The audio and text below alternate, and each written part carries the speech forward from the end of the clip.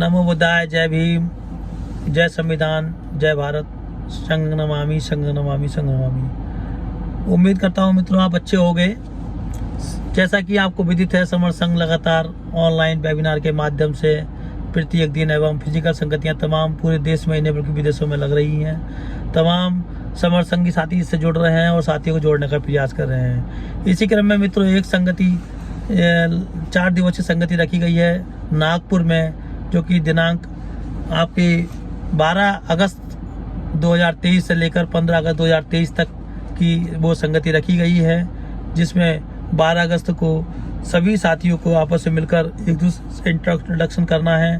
13 अगस्त 2023 को समर संघ का फिजिकल हाउस लगेगा और फिजिकल हाउस काफ़ी दिनों बाद लग रहा है, इसलिए जितने भी स्पोक साथी हैं वह इसमें अनिवार्य रूप से प्रतिभाग करें, क्योंकि ये फिजिकल हाउस लग रहा है साथियों। और इस फिजिकल हाउस में सभी साथी अपना अपना जो भी इसमें कुछ अमेंडमेंट या संशोधन करना चाहते हैं वे अपना प्रस्ताव बनाकर लाएं, या कोई किसी के पास कोई अच्छी स्कीम हो, कोई विकास के लिए, देश हित के लिए या समाज हित के लिए, तो वे अपना प्रस्ताव बना के लाएं, उसको पहले लगा दें 12 तारीख में इसे, और फिर 13 तारीख को हाउस में आपका हाउस लगेगा, उसमें आपके वक्तव्य को सुना जाएगा। यदि आपका प्रस्ताव सही होगा तो ये मायने नहीं करता कि ये प्रस्ताव किसका है।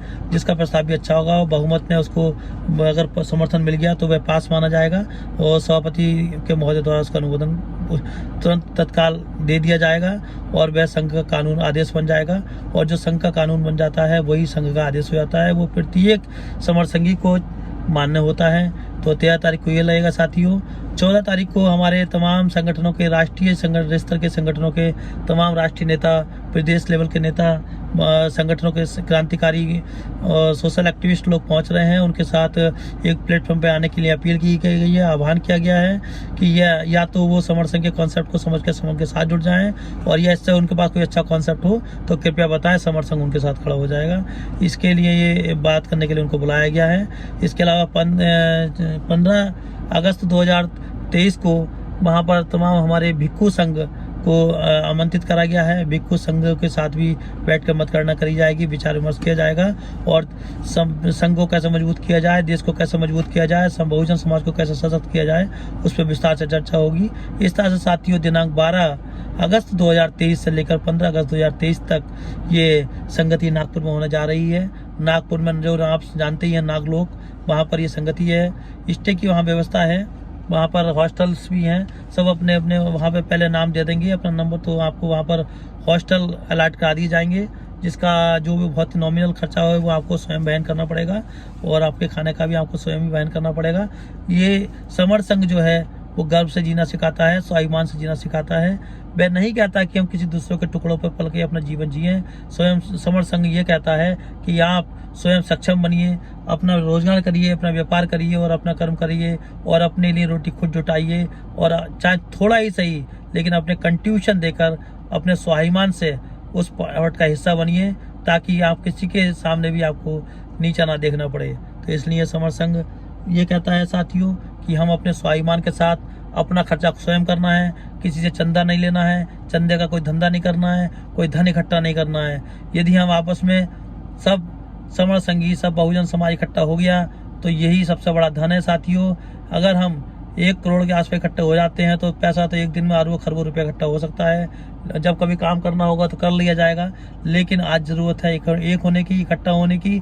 और भारतीय संविधान आपको ताकत देता है कि यदि आज आप इकट्ठा आज हो जाएंगे तो आज ही अपने हक अधिकार सुरक्षित कर लेंगे।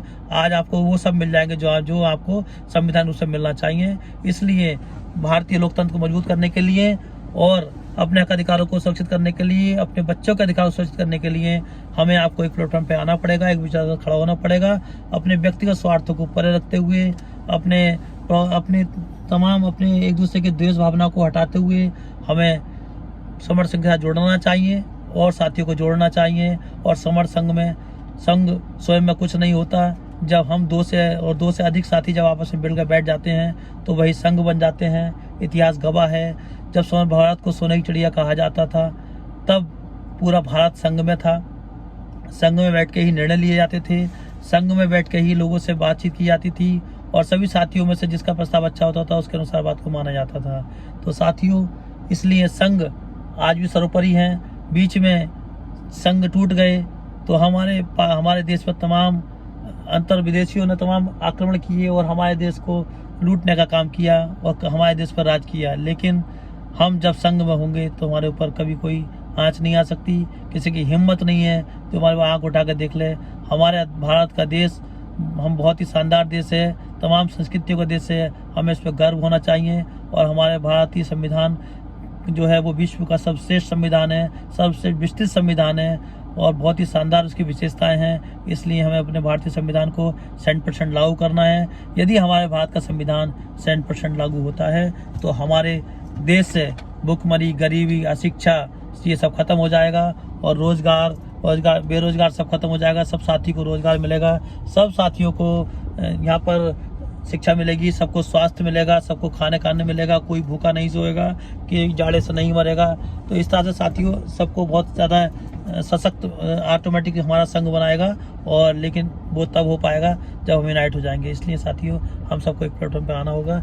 इसी के साथ मैं डॉक्टर JP सिंह अम्बेडकर आप सभी साथियों से विदा लेता हूँ। नमो बुद्धाय, जय भीम, जय भारत, जय संविधान, संघं नमामि, संघं नमामि, संघं नमामि। मेरे इस वक्तव्य से किसी भी साथी को ठेस पहुंची हो तो उसके लिए मैं क्षमा चाहता हूँ। संघ मुझे माफ़ करे। संघं नमामि, संघं नमामि, संघं नमामि। Thank you.